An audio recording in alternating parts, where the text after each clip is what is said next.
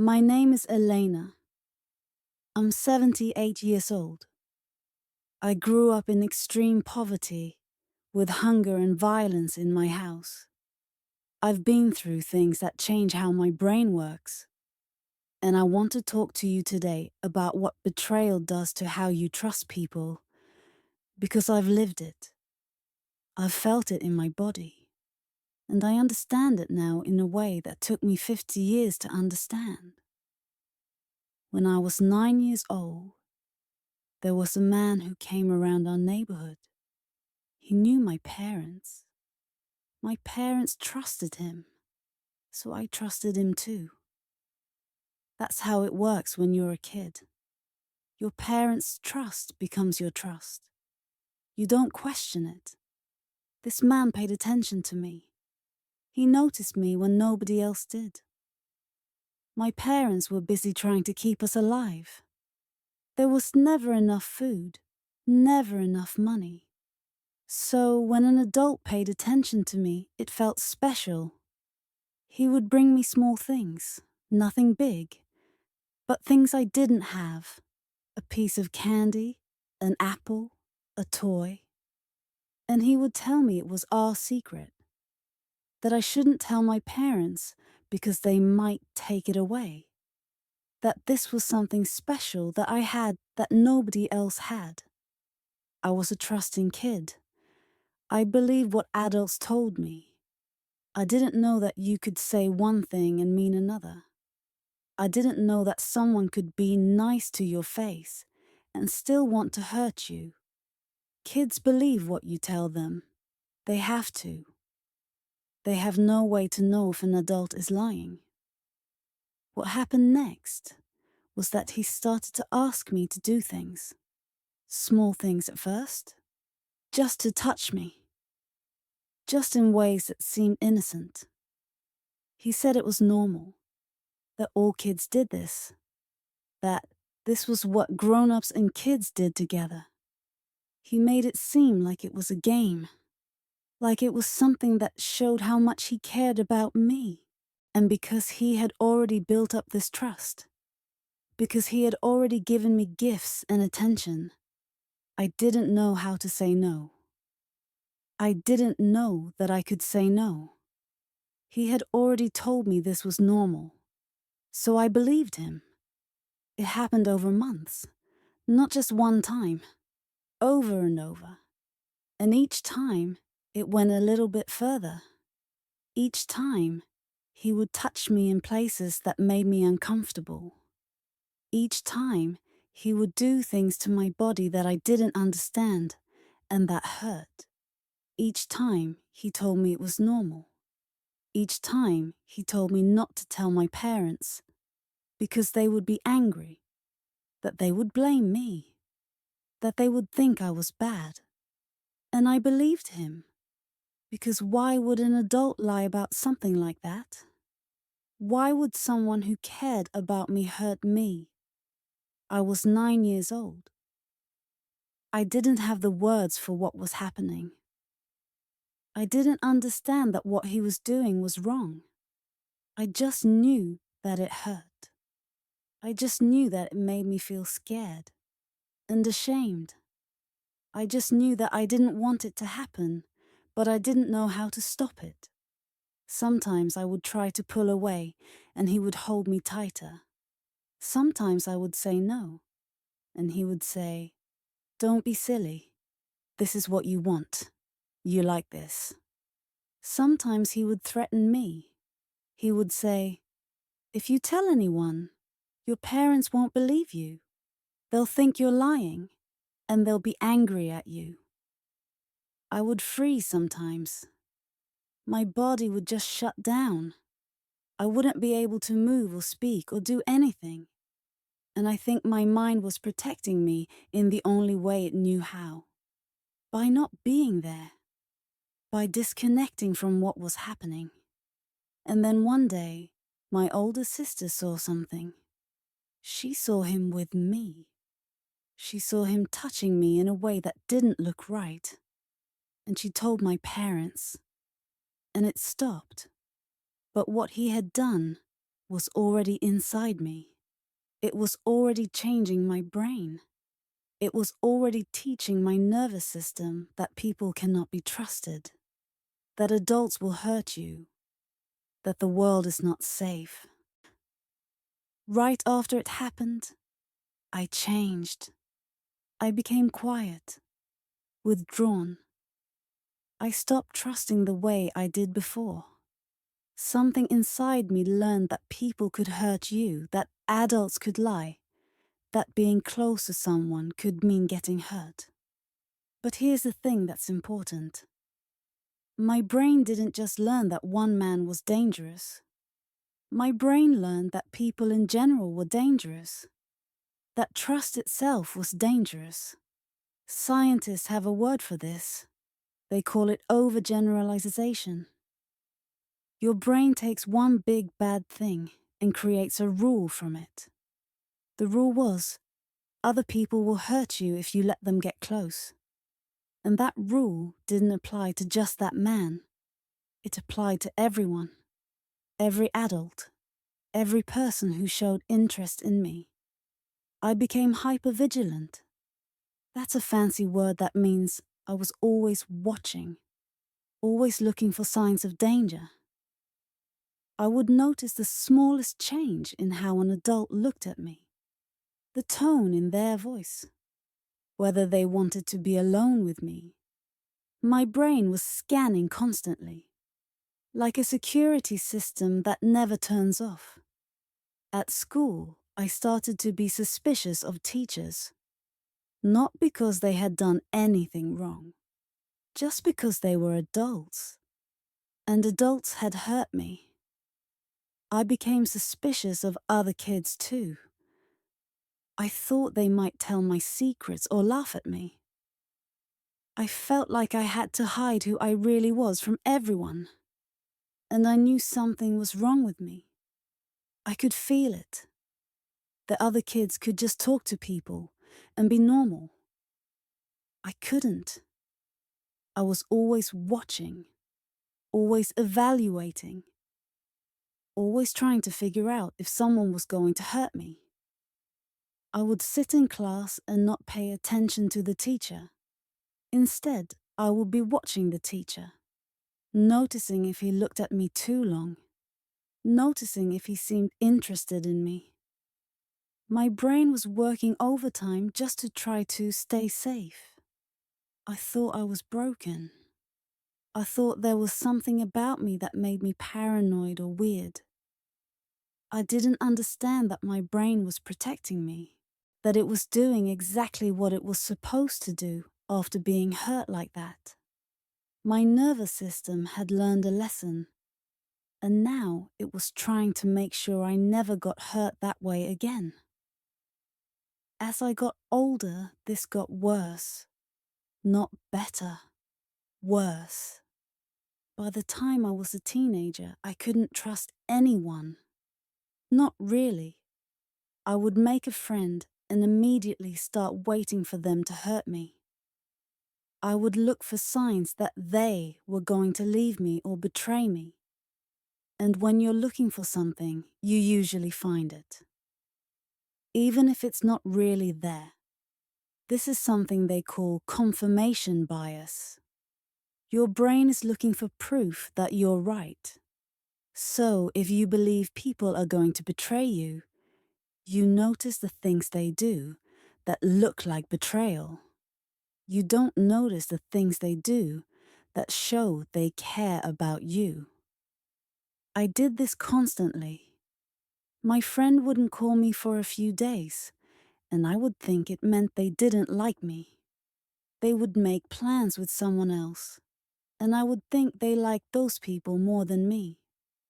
They would be busy and couldn't hang out with me, and I would think they were avoiding me on purpose. I was always looking for the proof that they were going to leave me. I remember in 8th grade, I had a girl named Maria who was my best friend. Or I thought she was. We did everything together. We would walk home from school together. We would do homework together.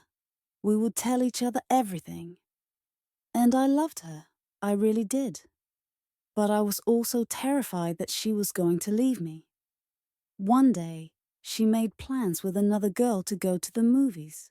She didn't ask me. And when I found out, something inside me just shut down. I was convinced that this meant she didn't like me anymore, that she liked this other girl better, that she was going to forget about me. I didn't cry. I didn't tell her how I felt. I just pulled away. When she tried to talk to me at school, I was cold. When she tried to sit with me at lunch, I moved. I made myself unavailable. And within a few weeks, we weren't friends anymore. She got tired of trying with me and moved on to this other girl. And I thought, see, I was right. She was going to leave me. I didn't see that I had pushed her away. I didn't see that by pulling away first, I was protecting myself from the pain of her leaving. But I was also making the thing I was afraid of happen. And sometimes my suspicion would actually break the friendship even more directly. I would accuse them of something they didn't do. Or I would find a reason to end it before they could end it. There was a boy in high school named David. He was nice to me. He actually seemed to like me. And I liked him too. But I was so sure that he was going to hurt me that I would constantly test him. I would tell him things and then wait to see if he told other people. I would create situations where he might betray me just so I could see if he would. One time I told him something about another girl that I shouldn't have told him. Something mean. And then I waited to see if he would tell her. He didn't. He kept the secret. But I didn't believe him when he said he didn't tell her. I was convinced he was lying. So I got angry at him. I accused him of betraying me. And even when he swore on his life that he didn't tell her, I didn't believe him. I pushed him away. I told him that I knew he couldn't be trusted. And he eventually gave up and left, which from his perspective looked like I was the one who had hurt him. This was the cruel part of having a betrayed brain. My brain was trying to protect me from being hurt by pushing people away. But in doing that, I hurt people. I created the very thing I was afraid of. I confirmed my own belief that relationships don't work, that people always leave, that trust is a waste of time. When I started dating, it was a disaster. Every single relationship was a mess because of this thing in my brain. The moment a boy paid attention to me, I would feel excited, but also terrified, because getting close to someone meant being vulnerable. And I had learned that vulnerability meant getting hurt. I would test them. Not on purpose, but I would. I would tell them personal things and then watch to see if they told other people. I would create situations where they might hurt me just so I could see if they would. I was basically looking for proof that they were going to hurt me. And I was going to find it, no matter what they did. I remember dating a boy named Roberto when I was 17. He was patient with me. He really was. He would try to comfort me when I was anxious. He would try to reassure me when I was having doubts. He would tell me that he loved me and that I could trust him. But I couldn't, because something in me had learned that love was a trap. That if someone loved you, they had power over you, and they would use that power to hurt you. So I would do things to push him away. I would be cold when he tried to be close. I would make plans with other people to see if he would get jealous or angry. I would accuse him of looking at other girls.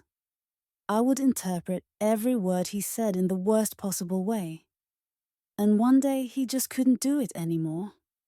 He sat me down and he said, "Elena, I love you, but I can't keep trying to prove myself to you. I can't keep doing this." And he left. And I thought, see, I was right. He left me. Men do leave. I didn't understand that I had pushed him to leave. I didn't see that my behavior had made him feel like no matter what he did, it wasn't going to be good enough. I didn't see that he had given up because he was tired of fighting with someone who wouldn't let him love her. Some of the boys I dated got frustrated and left pretty quick. They didn't have the patience for my suspicion and my testing. But some of them stuck around and tried to prove to me that they were trustworthy, and I would eventually hurt them anyway because I couldn't actually believe they were trustworthy. I would sabotage things before I could be betrayed. By the time I was in my 20s, I had a belief system that was solid. It said, other people cannot be trusted. Getting close to people means getting hurt. And I am somehow unlovable and untrustworthy. That belief came directly from being betrayed at 9 years old. And I lived out that belief system. I made decisions based on that belief. I ended relationships based on that belief. I avoided certain situations based on that belief. I remember turning down a job offer when I was in my early 20s. Because the boss seemed too interested in helping me succeed. And I thought, what does he want from me? Nobody just helps you without wanting something in return. So I didn't take the job. I remember not applying to college because I was convinced that the college administrators would figure out that I wasn't good enough and they would reject me. So, why even try? Better to not try and not get rejected than to try and confirm that I was right all along. I remember refusing to join a club at work because I was convinced that the other people in the club would find out that I wasn't like them, that I didn't belong, that they would laugh at me. So I stayed isolated. I stayed safe. I stayed small. Let me explain what's happening in your brain when you get betrayed like that. Your brain has a system that detects danger. It's called the amygdala. When you experience trauma, especially betrayal by someone you trusted, this system gets really sensitive. It starts to scan constantly for signs that someone might hurt you. Your brain is looking for threat everywhere. At the same time, another part of your brain, the part that's supposed to help you evaluate whether something is actually dangerous, it becomes less active. So you're more reactive to threat, and you're less able to think clearly about whether a real threat actually exists. On top of that, there's a part of your brain that reads other people's faces and intentions. When you've been betrayed, this part starts to work differently. It starts to assume the worst. It looks for signs that someone might hurt you. Your brain has learned that people who look friendly can actually hurt you. So it became suspicious of people. I didn't understand any of this when it was happening. I just knew that something in me had changed. I just knew that I couldn't trust people the way I did before. I knew that every interaction felt dangerous. Every conversation felt like a test I might fail. Every relationship felt like a trap, waiting to close around me. There's something called the hostile intent bias. This is what happened to me. When you look at someone's face, Your brain makes split-second decisions about whether they're friendly or threatening. After betrayal, your brain gets biased towards seeing threat. So if someone has a neutral expression, you might read it as anger. If someone doesn't smile enough, you read it as coldness. If someone takes a long time to text you back, you read it as them being upset with you. I did this all the time. I would be talking to someone and I would notice a tiny change in their face and immediately think I had done something wrong, or they were judging me, or they were about to hurt me somehow. I would monitor their face like it was showing me my danger level, up close, watching for any change. I remember working at a grocery store in my 20s, and my boss would walk by and not say anything to me, and I would immediately think, he's mad at me. I did something wrong. He's probably going to fire me. But he was just walking by. He wasn't thinking about me at all. But my brain was interpreting his neutral expression as anger. I remember another time when my mother didn't call me for a week, and I became convinced that she was angry with me, that I had done something to hurt her. So I called her and I said, "What did I do? Why are you ignoring me?" And she was confused. She said, "I'm not ignoring you, I've just been busy." But I couldn't believe her, because my brain was reading her neutrality as anger. People would tell me I was being paranoid. They would say, "I wasn't mad, I was just thinking about what you said." Or I wasn't distant, I was just tired. But I couldn't believe them, because my brain had learned that people lie, that people are nice on the surface and mean underneath, that the real truth is hidden, and you have to figure it out by reading between the lines. Another thing that happened to me was that I became obsessed with controlling information. The person who hurt me used information I trusted them with against me. He used the fact that I told him things to get closer to me. So my brain became really focused on controlling what I told people and what they told me. I stopped telling people things about myself. I would listen to other people's problems and share very little. Not because I didn't want to connect, but because I was terrified that what I said would be used against me, that someone would use my vulnerabilities as weapons. I remember in college, I had roommates who would sit up late at night and talk about their feelings and their problems. And they would ask me about mine, but I would never tell them anything real. I would make up things that seemed vulnerable, but weren't actually vulnerable. I would talk about surface level stuff. I would never tell them anything that actually mattered to me. I was protecting myself, but I was also isolating myself, because real connection requires real vulnerability. It requires telling people things that matter to you and trusting that they won't use it against you.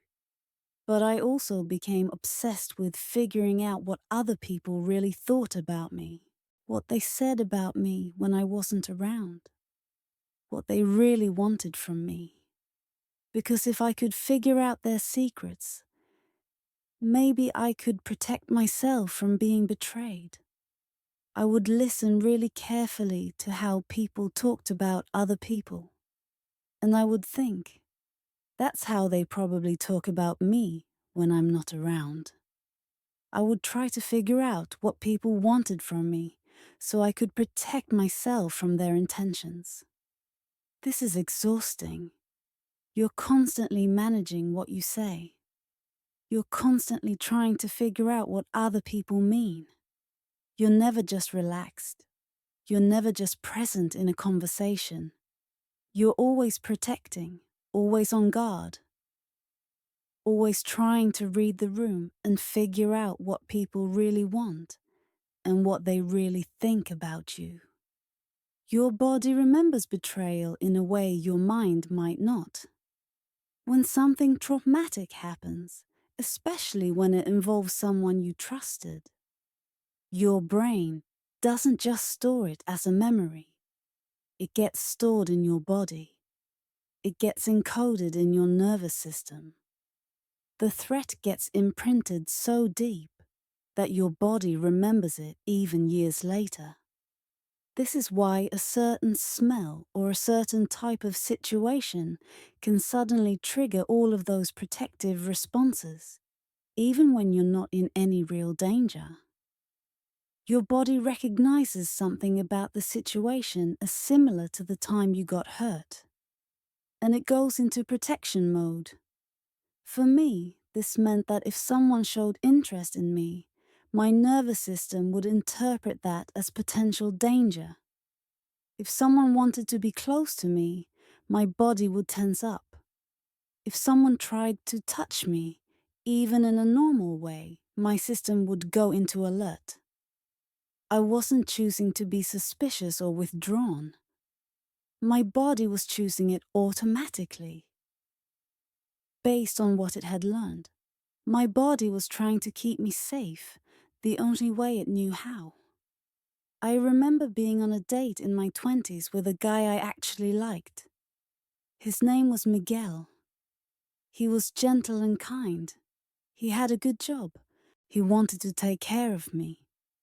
He tried to hold my hand, and I felt this jolt of panic, just from him holding my hand. My palms got sweaty. My heart started racing. My whole body tensed up. He probably thought I was nervous or shy. But what was really happening was my nervous system was saying, danger. This is how it started before. This is how he got close enough to hurt you. If you let him hold your hand, he's going to think he can touch you, and then he's going to hurt you. For years, I thought this meant I was cold or not capable of normal relationships. I thought something was wrong with me. I thought maybe I was frigid, or that I didn't like men, or that I was broken in some way. But what was actually happening was my brain was doing everything it could to keep me from getting hurt the way I had been hurt before. Here's something that took me a very long time to understand, and it's about how betrayal affects your sense of safety in your own body. When you're betrayed by someone close to you, especially when that betrayal involves physical contact, your body becomes a place that doesn't feel safe. Your own body becomes something you don't trust. For me, because of what happened when I was 9, my body became a place of danger. I felt unsafe in my own skin. I didn't like to be touched. I had a hard time feeling okay about the physical changes that came with growing up. I didn't feel at home in my own body. I remember hating my body as a teenager. Not in the way that normal teenage girls sometimes hate their bodies. I hated it because it felt like it had betrayed me, like it had let someone hurt it, like it wasn't under my control, like my body could make decisions that I didn't want it to make. I would look in the mirror and see something that had been violated, and it made me feel sick. I felt like my body was mocked, like other people could see what had happened to me, like my body was dirty or wrong or damaged. This affected everything. My ability to exercise. Because exercise made me aware of my body. And I didn't want to be aware of my body. My ability to enjoy food. Because eating made me aware of my body. My ability to have any kind of physical relationship with someone. Being touched made me afraid. It took me a really long time to learn to live in my body again. to understand that my body hadn't betrayed me, that my body was just a body, that my body could be a place of safety and sensation, not just pain. By the time I was in my 30s, I was married to my husband, and my betrayal trauma affected that relationship in every single way. I would test him constantly. Not on purpose, but I would. I would do things to see if he would leave me. I would accuse him of things when he hadn't done anything wrong. I would pull away when he tried to get close. I would start fights about nothing because I was terrified. I was terrified that he was going to leave me. So I would push him away first. He would try to reassure me. He would tell me he loved me, and he wasn't going to leave. But I couldn't believe him, because I had learned that people lie, that people say nice things and then hurt you, that love is a weapon people use to get close enough to hurt you. So I needed him to prove it over and over, and he would get frustrated because nothing he did seemed to be enough, and I would feel like even he was going to leave. That if I just tried hard enough to push him away, eventually he would go. This cycle went on for years, for maybe 10 or 15 years of our marriage. It took both of us a long time to understand that what was happening wasn't about him. It wasn't about whether he was trustworthy. It was about the fact that my nervous system had learned to expect betrayal, and it was going to keep looking for it no matter what he did.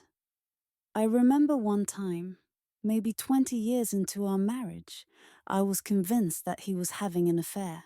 I had no evidence, nothing, but I was convinced. I would check his phone when he wasn't looking. I would follow him to work sometimes. I would ask him over and over where he was and who he was with. And he was patient with me. He answered my questions. He let me check his phone. He explained where he had been. But I still didn't believe him, because my brain wasn't looking for evidence anymore. My brain was just looking for confirmation of what it already believed. Eventually, I said something to him that I'll never forget. I said, "I know you're cheating on me. I don't have proof yet, but I know you are." And he looked at me with so much sadness, and he said, "Elena, I'm not. I would never. But I can't convince you of that. You have to decide to believe me."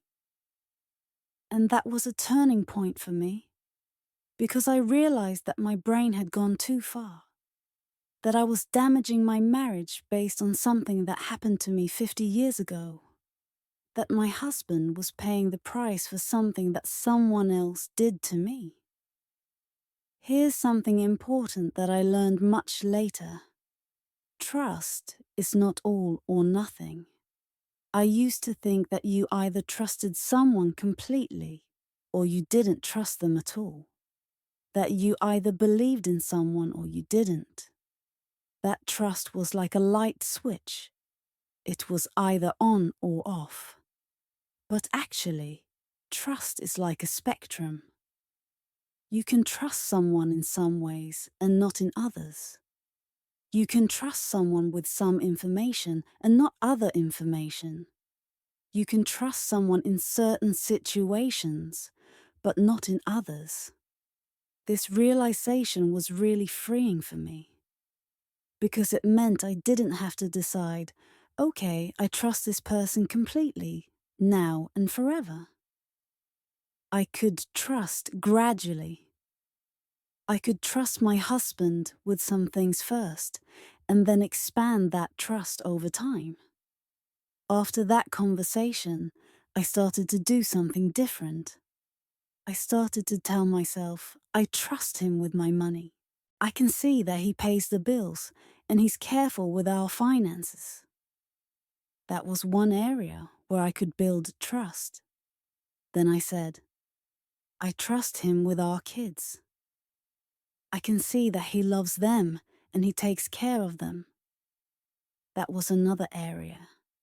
And slowly, one area at a time, I started to extend trust.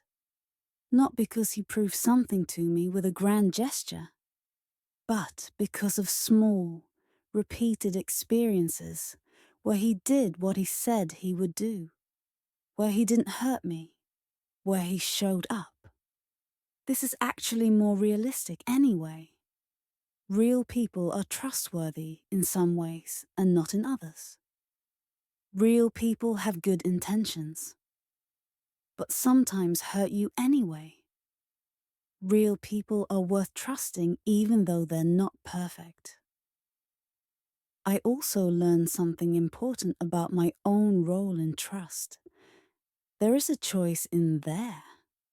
After a certain point, when you have evidence that someone is trustworthy, there is a choice about whether to let yourself trust them or not. This choice doesn't change the fear. The fear can still be there, but you can make the choice anyway. I remember the first time I consciously chose to tell my husband something vulnerable, something I was afraid to tell him, knowing that he could potentially use it against me. And I told him anyway, and he didn't, and it was okay. That repeated choice to be vulnerable despite the fear, that's what actually rewired my nervous system over time. I started small. I told him that I was scared about money, that I had nightmares about being hungry again, that sometimes I wake up in the middle of the night in a panic because my brain thinks we're going to starve. And instead of judging me or using it against me, he held me. He told me it was going to be okay. He promised that we would never go hungry. And over time, by hearing this over and over, my nervous system started to believe it. Another thing that helped me was learning to work with my body directly, not just through thinking about trust, because trust is not just a mental thing. It's stored in your body. I couldn't think myself into trusting people. I had to help my nervous system learn that it was safe. Some things that helped me, being in my body more. Noticing what my body was feeling and just letting it be there. Not running from it or pushing it away. Spending time in nature, which helped my nervous system settle. Having people I trusted around me, which gave my nervous system repeated experiences of safety. Moving my body in ways that felt good, which helped me feel safer in my own skin. I started to walk in the park. Just walking. Not exercising, just being outside. And my body would gradually relax. The tension would ease. My nervous system would settle. I started to cook. And I noticed that as I cooked, I became more present in my body. I could feel the warmth of the stove. I could smell the food. I could taste it when it was done. And my body could relax because it knew that food was coming, that there would be something to eat. I started to let my husband touch me without panicking. A hand on my shoulder, a hug, a kiss on my forehead. And over time, my body learned that touch could be safe. That touch could be tender and not dangerous. Over time, my body learned that the danger was over. Not because I told it, but because I had enough safe experiences that it started to believe it. Now I understand something that I didn't understand when I was younger. Having a brain that's learned to be suspicious. Having a nervous system that's hypervigilant. These things are not the same as being broken or damaged. They're protective responses. They're your brain trying to keep you safe. They made sense. They saved my life in a way, because they kept me from trusting people who might hurt me. The problem is that they can become rigid. They can become the only way you know how to be with people. And that's when they start to cause problems. When I was younger, my suspicion controlled me. It made every relationship harder. It made it impossible to be close to people. It isolated me. It kept me safe from betrayal, but it also kept me from love. Now I can still be cautious. I can still notice when something doesn't feel right. I can still trust my instincts when they're warning me about real danger. But I can also override that caution when my brain is being paranoid. I can also choose to be vulnerable even when it's scary. I can also see evidence that someone is trustworthy and actually believe it. That flexibility is what I had to learn. I want to tell you something about the difference between automatic trust and earned trust. When you're a kid before you're hurt, you trust automatically. You have to. Kids can't survive without trusting the people around them. That trust is a gift. It's pure. It's necessary. But earned trust is different. Earned trust is trust that you build with someone over time, knowing what you know about betrayal. It's trust that says, I know that people can hurt me. I know that even people who love you can make mistakes. I know that vulnerability is scary, and I'm going to be close to you anyway. That's a more realistic kind of trust. It's more mature. It's trust that can hold complexity. I have earned trust with my husband now, after 50 years of marriage. I trust him, but I don't trust him the way a child would.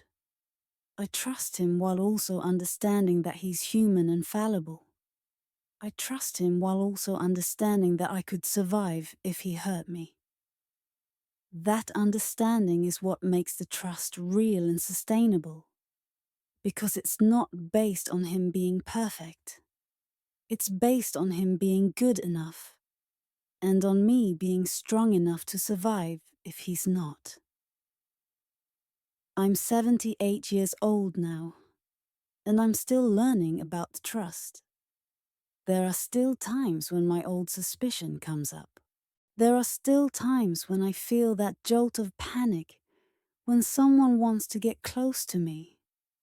There are still times when I interpret someone's neutral expression as anger. But I understand what's happening. I understand that my brain is doing what it learned to do. And I understand that that's not the whole truth of who people are or what my relationships are. The betrayal doesn't define me anymore. It shaped me. But it doesn't control me. I can see that my hypervigilance has made me observant, that my caution has made me careful, that my suspicion has protected me in ways that were necessary. But I can also see that I don't need to be that protected anymore. I can relax a little bit. I can trust a little bit. I can be vulnerable a little bit. If you've been betrayed, especially by someone you trusted, know this. What you're experiencing makes sense. Your brain is protecting you. Your body is protecting you. You're not crazy. You're not broken. You're surviving. And with time and patience and people who understand, your nervous system can learn that it's safe to trust again. Not the blind trust of a child, but the earned trust of someone who knows what pain feels like and chooses connection anyway. That's the real kind of trust. And that's worth the risk. Subscribe if you want to hear more about how the hard things that happen to us shape who we become.